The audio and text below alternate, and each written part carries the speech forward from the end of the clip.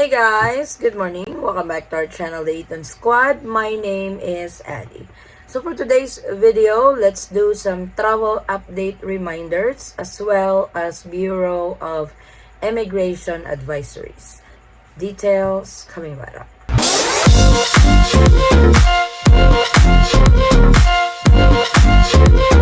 So June is almost over. Let's do a recap on the latest travel protocols to the Philippines, especially to those who are just coming into our channel. I welcome you all.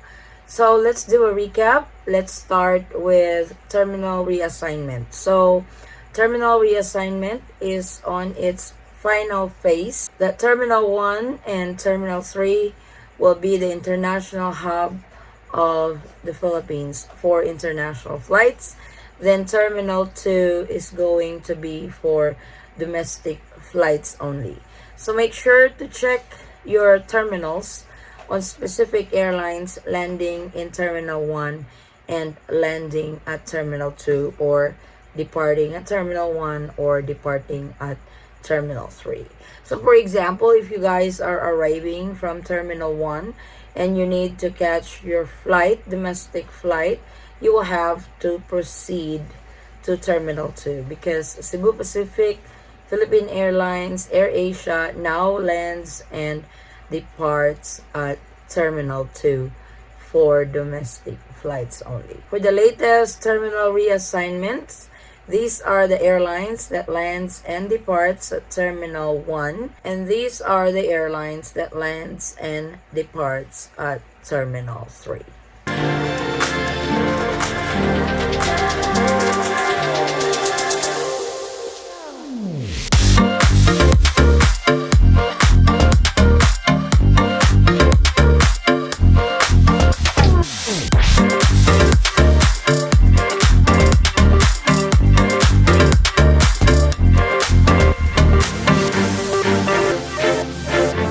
So please be guided on this. That way you don't miss your domestic flights going to your final destination. Next up is e-travel registration. Yes, e-travel is still required to all inbound travelers to the Philippines. This is also required to outbound travelers to the Philippines for Philippine passport holders only.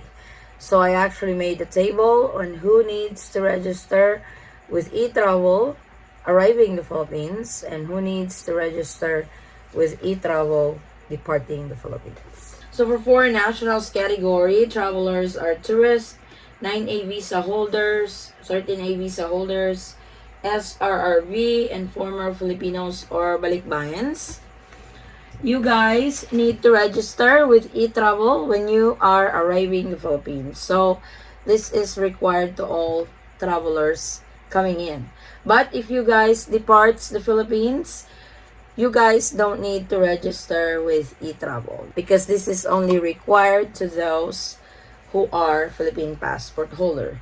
That takes us up to our next table for Filipinos and dual citizens. So sa mga Pilipino at dual citizen na padating at paalis ng bansa, kung ikaw ay OFW, Filipino tourist, green card holder or resident, dual citizen na may foreign passport and Philippine passport, dual citizen na may foreign passport lang at dual citizenship document, kung mga minor travelers na may Philippine passport at minor travelers na may foreign passport.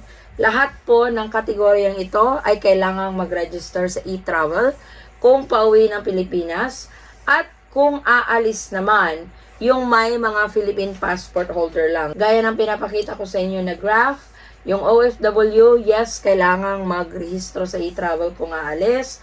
Filipino tourist, kailangan din. Green card holder, yes, kailangan din. Yung mga dual citizen na may foreign at Philippine passport, kailangan ding magrehistro, at doon sa mga minor de edad na may Philippine passport, kailangan din pong magrehistro sa e-travel.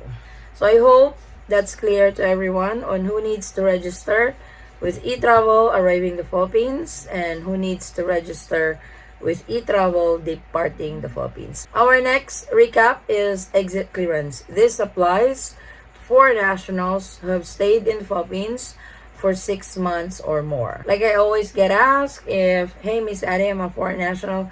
I have stayed in the Philippines for 4 months and I am getting ready to go back to the States. So the answer to that is you don't need that exit clearance. Only to those foreign nationals that stayed in the Philippines for more than 6 months. So you can process the exit clearance at the nearest Bureau of Immigration. I believe you can process this a month before you depart from the Philippines. So just make sure that an extension office or a field office can process this for you beforehand, because though they are the Bureau of Immigration, sometimes or most of the time each office has its own rules. So please check. For nationals who have stayed in the Philippines for more than 6 months, you need the exit clearance.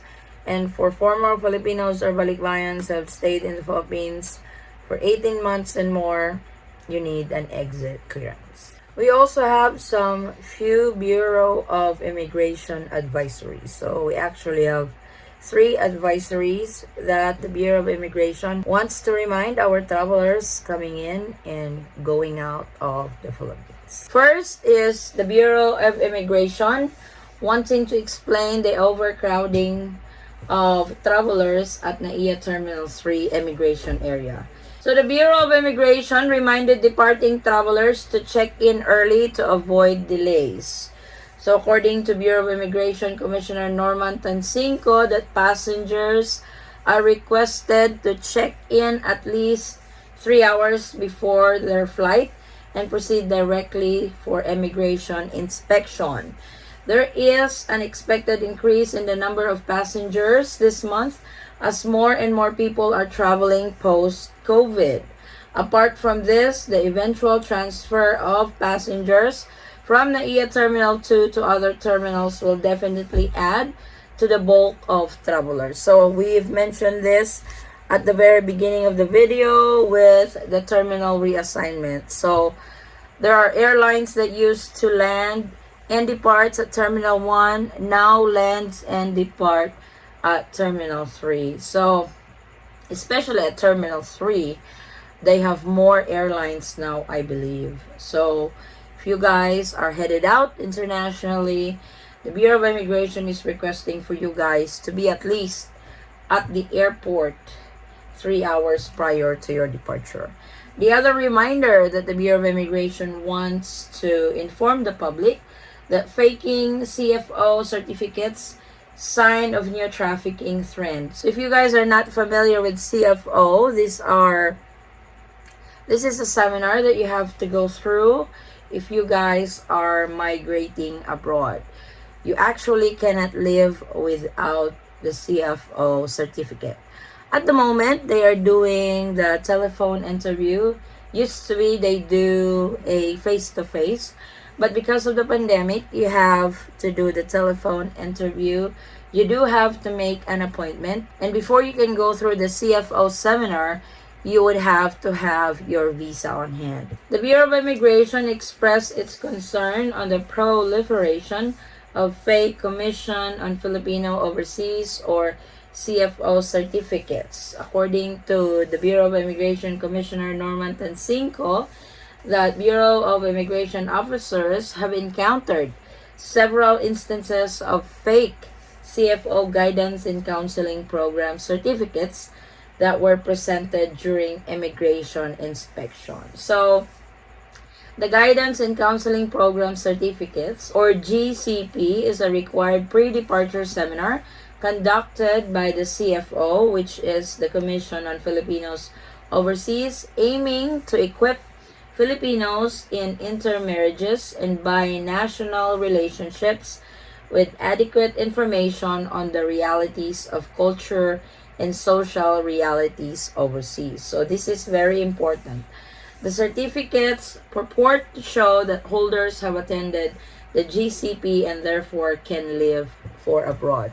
So unfortunately, they are now faking this certificate, but So far, the Bureau of Immigration and the Commission on Filipinos Overseas are working hand in hand, have a collaboration to stop the faking of this document. This is for first-time travelers, especially first-timers migrating abroad. For example, if you are under K1 visa or under CR1 visa to mention.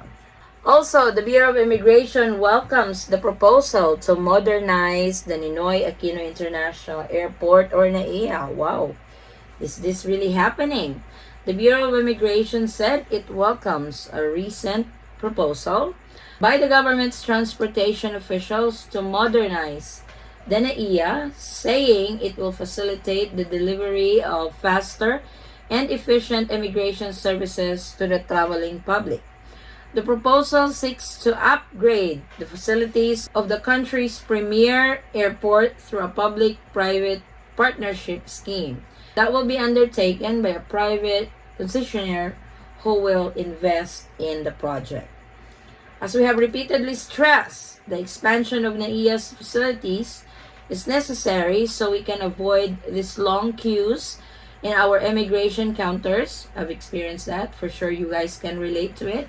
And expedite the process of the thousands of international passengers who arrive and depart at the airport daily.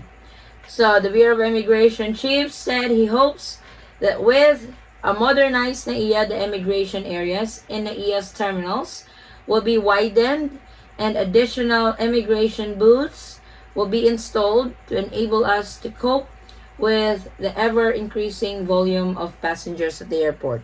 Bureau of Immigration Commissioner Norman Tancinco said they should not have any problem with manpower anymore. It's now the space that we don't have at the Ninoy Aquino International Airport. What we need at the NAIA is additional space and more immigration counters so that these long passenger queues will become a thing of the past, he added. I actually like that very last advisory from the Bureau of Immigration on the proposal in modernizing the NAIA airports. That would actually make the life of passengers coming in and out of the Philippines easier.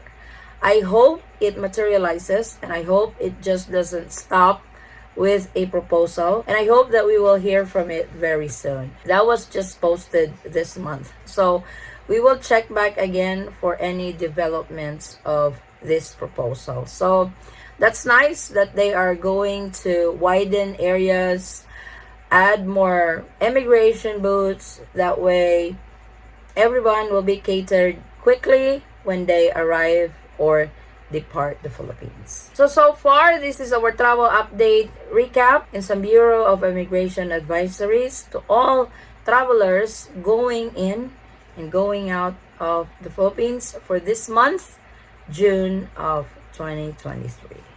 Thank you guys so much for watching. If you guys have any questions, concerns, or inquiries with regards to this video or in any of our travel related videos, please comment it down below and I will try to get back to you guys as soon as I can. Or you can direct message me in our Facebook page, same handle, the Eaton Squad. Again guys, thank you so much for the continued support and trust to our channel and to our family. I hope to see you on our next travel update. Stay safe, stay healthy, and God bless everyone.